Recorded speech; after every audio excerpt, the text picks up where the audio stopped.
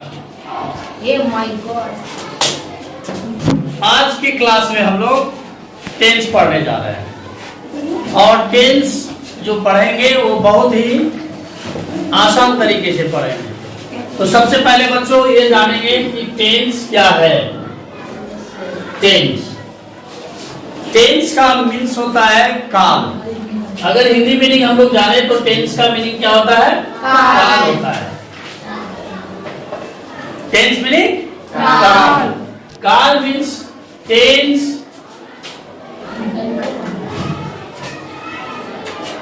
Tense tense means काल। It shows the forms of action। ये क्या बताता है?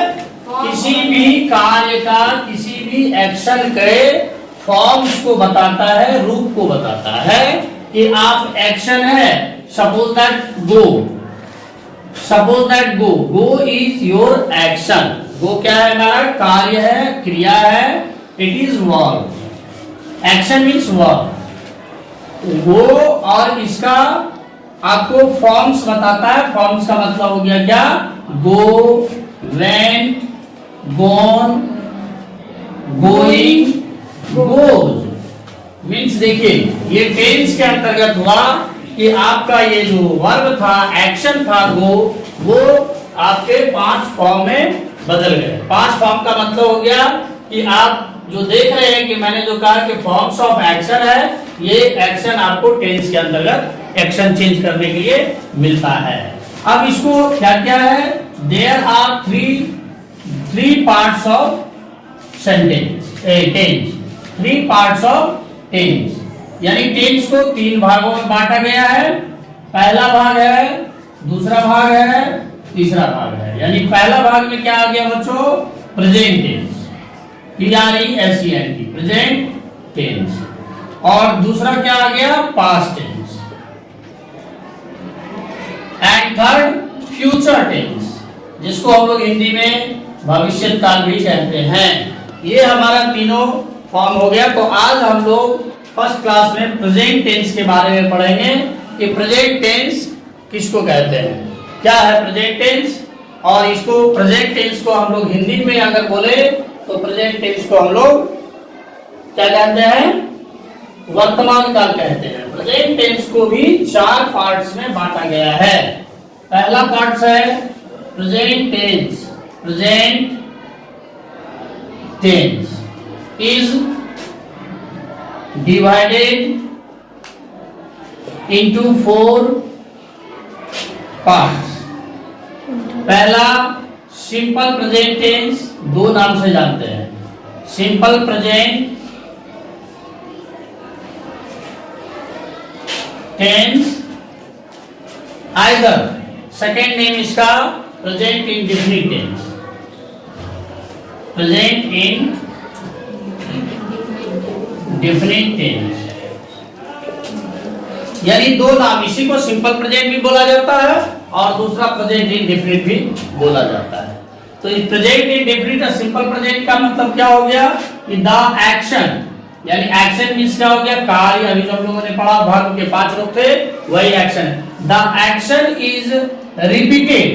रिपीटेड का मतलब हो गया क्या? बार बार, यानी एक्शन बार बार दोहराया जाता है। The action is repeated after a short time, after a certain short time, certain short time। यानी आप देखिएगा कि सिंपल प्रेजेंट में क्या हो गया कि रिपीटेड, इसमें दोहराया बार बार कहा जा रहा है कि रिपीटेड। मतलब कोई जैसे मैं खाता हूं, यानी ईटिंग, ईट मैं बार बार करता हूं, अभी भी करता हूं। आइदर दूसरे शब्दों में आप इसे कह सकते हैं, ये हैबिचुअल एक्शन को बताता है। What is? It is habitual action, यानी ये हैबिट का एक्शन है। मैं पढ़ता हूँ, आई रीड, पढ़ता हूँ बार बार पढ़ता हूँ। मैं खाता हूँ बार बार खाता हूँ।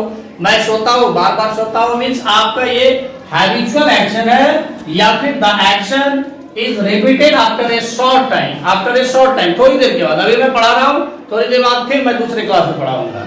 तो ये आफ्टर अ शॉर्ट टाइम यानी रिपीटेड किया जाता है, या फिर उसको दूसरे शब्दों में आप हैबिचुअल एक्शन भी बोल सकते हैं, जो आपके कार्य में क्या होता है, आदत होता है, जिसको हैबिचुअल एक्शन बोला जाता है। तो अब आप ये देखिए कि सिंपल प्रेजेंट टेंस जो है आपका, उसको आप कैसे पहचानेंगे, यह सिंपल प्रेजेंट टेंस है या फिर आप उसको स्पोकन में कैसे यूज करेंगे।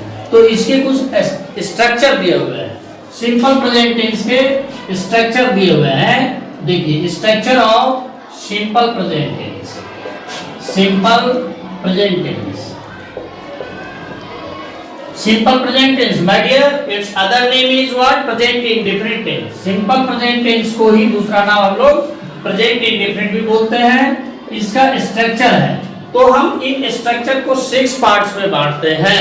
6 पार्ट्स में क्या बांटते हैं, पहला पार्ट है अफर्मेटिव सेंटेंस, दूसरा है नेगेटिव सेंटेंस, तीसरा है इंट्रोगेटिव सेंटेंस और चौथा है इंट्रोनेगेटिव सेंटेंस, पांचवा है WH टाइप क्वेश्चन, जैसे why are you going there, why do you play, means WH से जुड़ा हुआ क्वेश्चन को WH क्वेश्चन कहते हैं। और 6 नंबर में पार्ट में आता है WH नोट, यानी WH नोट होगा, मींस आप वहां क्यों नहीं जाते हैं, why do you not go there.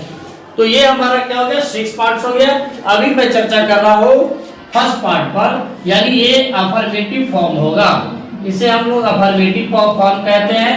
यानी अगर हम हिंदी में इसे बताएं तो ये स्वीकारात्मक रूप होता है, जिसको हम लोग अफर्मेटिव कहते हैं। इसमें सब्जेक्ट होता है, subject plus V1 oblique V5 plus O plus R या C। अब देखिए आपने देख लिया कि S plus V1 oblique V5 plus O plus R oblique C। तो सवाल है, आपके मन में उठेगा सवाल कि S क्या है, व्हाट इज S। तो बच्चों S stands for subject, S stands for subject, V stands for verb, O stands for object and R या C। आपने देखा लास्ट में मैंने R और C दिया है। R का मतलब होता है rest. When you have completed your all works, then what do? Then you go to in rest। आप कहाँ जाते हो, रेस्ट में चले जाते हो। ये आपका R हो गया। या फिर इसे दूसरे शब्दों में आप देख रहे हैं R ऑब्लिक C दिया है। C का मतलब होता है कॉम्प्लीमेंट, C का मतलब कॉम्प्लीमेंट, यानी आप सब्जेक्ट का यूज कर लोगे, वर्ब का यूज कर लोगे, ऑब्जेक्ट का यूज कर लोगे और लास्ट में बचेगा आपका जो, वो हो जाएगा क्या, रेस्ट, या फिर जिसको हम लोग क्या कहते हैं, कॉम्प्लीमेंट कहते हैं। तो ये सब्जेक्ट, एस फॉर सब्जेक्ट हो गया भी। अब यहाँ एक और प्रश्न है कि V1 oblique V5, V1 oblique V5, तो V1 क्या है, अब इसके बारे में समझेंगे। V5 क्या है, इसके बारे में समझेंगे। देखिए कैसे बनेगा आपका V1 जो होता है, जितना भी एक्शन वर्ड्स है, जो भी एक्शन वर्ड्स, वो जो है आपका V1 कहलाता है। एक्शन वर्ड्स V1 कहलाता है, मतलब जैसे गो, प्ले, स्कॉल्ड, etc, ये सब हमारा V1 कहलाता है। विदाउट टू होता है, ये V1 कहलाता है, यानी इसको हम लोग एक्शन वर्ड्स कहते हैं। गो हो गया, प्ले, स्कॉल्ड, etc। और V5 किसको कहते हैं, means how do you, V5 कैसे बनाते हैं V5 को। तो V5 को बनाने के लिए क्या करते हैं, V1 में S या ES को जोड़ देते हैं, जहां where S is necessary और where ES is necessary, you already know, आप पहले से जानते हैं कि वर्ब में S या ES जोड़ना मीन्स क्या कहला जाता है, V5 कहला जाता है। अब का V5 का यूज कहाँ होगा, V1 का यूज कहाँ हो जाएगा, ये भी क्वेश्चन उठेगा उसमें। तो V1 का यूज कहाँ होगा और V5 का यूज कहाँ होगा, मैं इसके बारे में भी आपको बता देता हूँ। V1 का यूज जो होता है वह आपको किसके साथ होता है, first person, second person, first person means first person means I, we. Already you know. Yes, sir. I have taught you in pronoun chapter. Pronoun chapter में मैं आपको पढ़ा चुका हूँ क्या फर्स्ट पर्सन क्या होता है और सेकेंड पर्सन क्या होता है. Second person that means you. Second person क्या होता है? सेकेंड पर्सन का सिंगुलर भी यू और प्लूरल भी यू होता है. अब आप देखिए थर्ड पर्सन भी होता है, यानी V5 का यूज हम कहाँ करते हैं वो देखिए. एक स्ट्रक्चर आपने लिख लिया. अब है हमारा V5 का यूज कहाँ करते हैं. देखिए V5 यानी V5 किसको कहे? V5 का मतलब हो गया verb plus S oblique ES. यानी अगर गो लिखते हैं हम तो गो प्लस S या ES, तो गो के साथ हमारा ES लगता है. ये पर्टिकुलर यूज है. गोज, गो क्या हो गया हमारा? गोज बन गया, जो कि V5 कहलाता है. तो V5 मीन्स क्या? V5 जब भी बनाओगे तो आप क्या करोगे? S या ES को जोड़ दोगे. तो उसको हम लोग जैसे एक वर्ड बनाते हैं. अभी देखिए V1 V5. अब V5 जो है आपका G plus O, go plus S या ES होता तो इसमें ES होता. तो go plus ES equal to V5. तो V5 थर्ड पर्सन के साथ यूज किया जाता है. अब थर्ड पर्सन प्रोनाउन चैप्टर में आपने पढ़ा होगा he, she, it and anyone. इनके साथ क्या लगता है? V5 का यूज होता है. आप जब कभी भी सब्जेक्ट के रूप में ही देखोगे V5 लगा दो. जब कभी सी देखोगे V5 लगा दोगे. इट देखोगे V5 लगा दोगे, या फिर कोई एक नाम रहेगा तो V5 लग जाएगा. V5 कैसे बनता है? एस में एस या वर्ब में एस या ES जोड़ा जाता है. जैसे ही, प्लीज, क्रिकेट.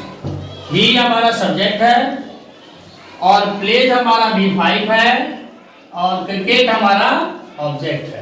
तो देखिए सब्जेक्ट प्लस वर्ब और प्लस ऑब्जेक्ट. और एक आपको जिसमें हम आपका सब्जेक्ट भी रहेगा, वर्ब भी रहेगा, ऑब्जेक्ट भी रहेगा और रेस्ट या कंप्लीमेंट भी रहेगा. जैसे I teach you English in your class. ये आई हमारा सब्जेक्ट हो गया. तो सब्जेक्ट किसको बोलते हैं? Doer of action. Doer of action. And I will mention about subject. Subject, verb, object. There are two object. दो ऑब्जेक्ट है यहाँ, एक डायरेक्ट और एक दूसरा इनडायरेक्ट. ये जो देख रहे हैं आप पहला यू, ये हमारा इनडायरेक्ट ऑब्जेक्ट है और इंग्लिश जो है वो हमारा डायरेक्ट ऑब्जेक्ट है. There are two object. In your class ये जो हमारा है रेस्ट है. तो आपने देखा सब्जेक्ट, वर्ब, ऑब्जेक्ट, रेस्ट या फिर कंप्लीमेंट है. ये तीन चीजें हैं. अब थोड़ा सा हम लोग इस पर चर्चा कर लेंगे कि सब्जेक्ट जो होता है वह क्या होता है.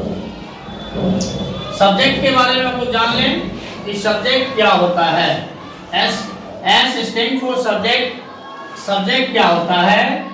ये S stand for subject. It means doer of an action. अब देखिए डूअर मीन्स क्या हो गया? करने वाला. डूअर मीन्स करने वाला और एन एक्शन. एक्शन मीन्स कार्य. कार्य को करने वाला सब्जेक्ट कहलाता है. कार्य को करने वाला हमारा सब्जेक्ट कहला गया. अब दूसरा है वर्ब. वर्ब आपने देखा वर्ब के बारे में एक्शन वर्ड्स. दुनिया में जितना भी एक्शन वर्ड्स है, कार्य वाला शब्द है, सब के सब हमारे क्या है? वर्ब. और उसके बाद हमारा आता है ऑब्जेक्ट. ऑब्जेक्ट के बारे में भी आपने देखा कि ऑब्जेक्ट क्या है? ये ऑब्जेक्ट है रिसीवर. रिसीवर मीन्स होता है पाने वाला. Receiver of the result of an action. यानी आपने जो कार्य किया, कार्य करने का जो रिजल्ट मीन्स क्या हो गया? फल. कार्य किया, कार्य का फल जो आप पा रहे हैं वो क्या कहलाया, ऑब्जेक्ट कहलाया। और आर और सी इसके बारे में मैंने बता दिया, it is your rest after subject verb object, that all are rest. तो this was the simple present affirmative form. Is that clear everyone? I think you everyone understand clearly. Subject, verb, object, rest, it was the structure of simple present tense.